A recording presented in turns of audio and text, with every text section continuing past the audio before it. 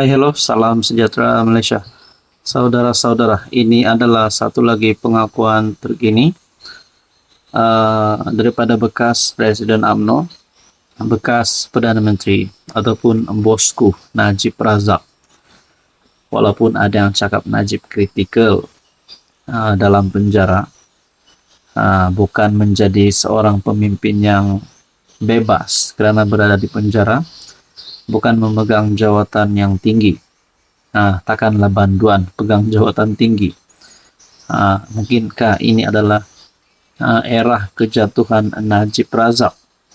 Saudara-saudara, akhirnya ini satu lagi maklumat baru yang saya terima, dan kali ini menyebut wang ataupun jumlah duit yang banyak.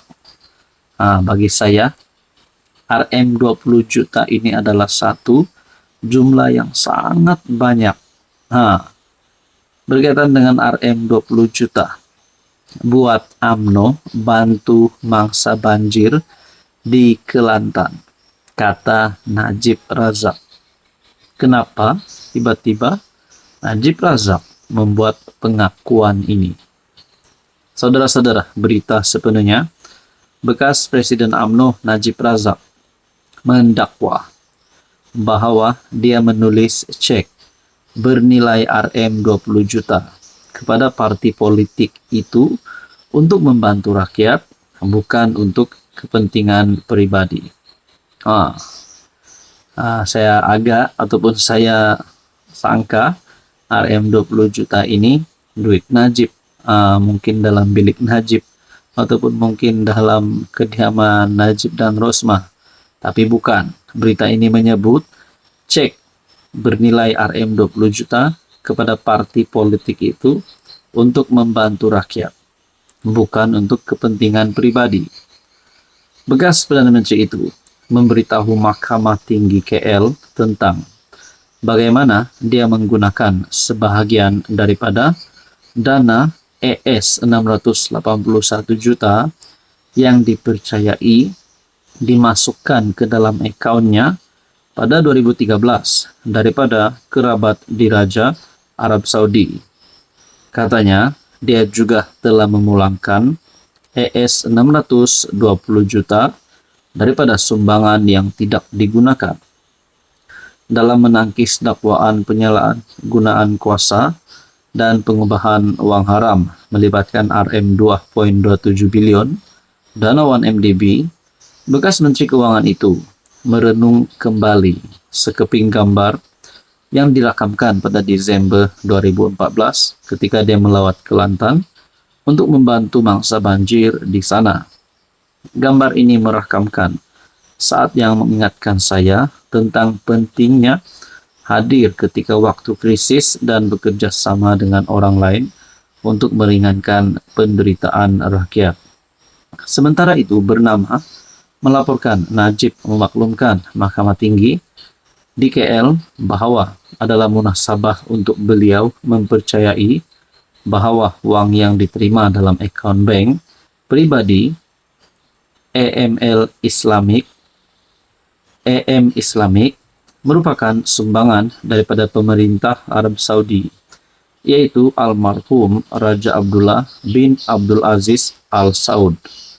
Najib, yang juga bekas PM dan Menteri Keuangan, berkata, di sebuah negara monarki seperti Arab Saudi, di mana raja memegang kuasa tertinggi, adalah munasabah untuk beliau mempercayai bahawa Raja Abdullah telah mengarahkan Kementerian Keuangan Riyadh untuk menyalurkan dana bagi pihak baginda sebagai sumbangan.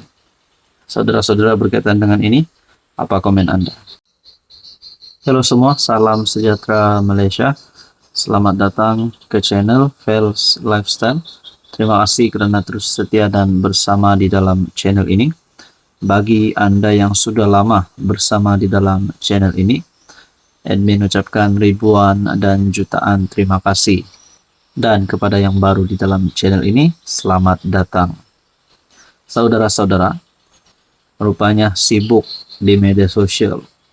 Kementerian netizen mulai bercakap, mulai bersuara. berkaitan dengan isu ataupun case Batu Putih ataupun RCI Batu Putih, di mana perkara ini semakin panas karena Tun Mahathir baru-baru ini telah membuat pengakuan. Bahkan diheretnya beberapa nama menteri pada ketika itu, yaitu pada tahun 2018. Menteri-menteri daripada Pakatan Harapan. Antaranya istri Perdana Menteri sendiri hari ini, Dr. Wan Aziza, Mat Sabu, dan juga Anthony Loke.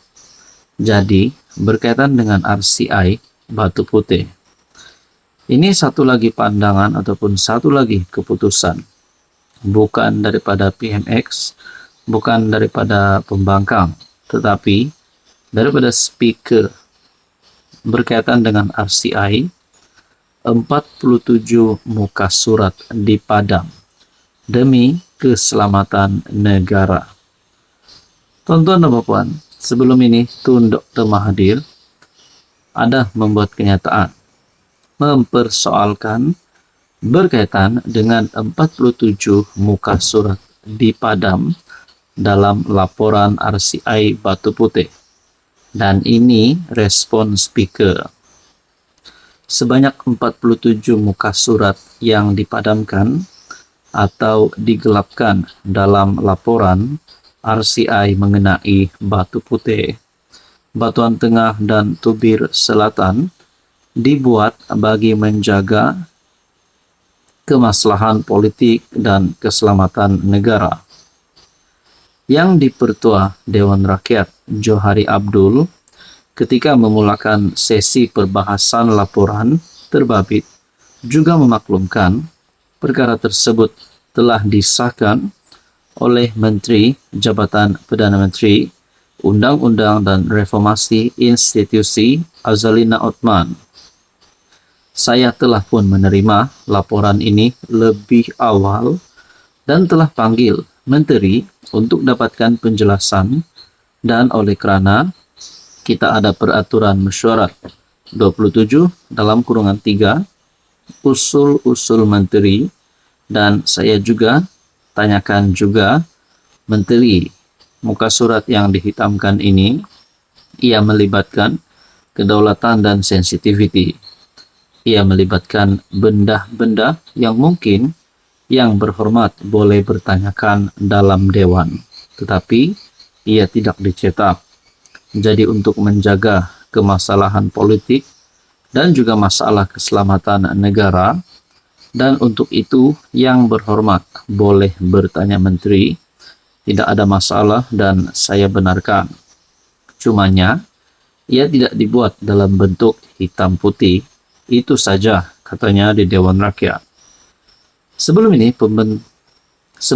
pembentangan laporan itu, Taqiyuddin PN Kota Baru meminta penjelasan daripada Johari mengenai buku laporan setebal 217 muka surat itu dengan menyatakan sebanyak 47 muka surat dipadamkan. Taqiyuddin semasa ucapannya mendakwa laporan itu adalah cacat disebabkan beberapa muka surat itu dipadamkan. Saya nak dapatkan petua daripada Yang Dipertua. Bagi saya, laporan RCI ini adalah satu laporan yang boleh dianggap cacat.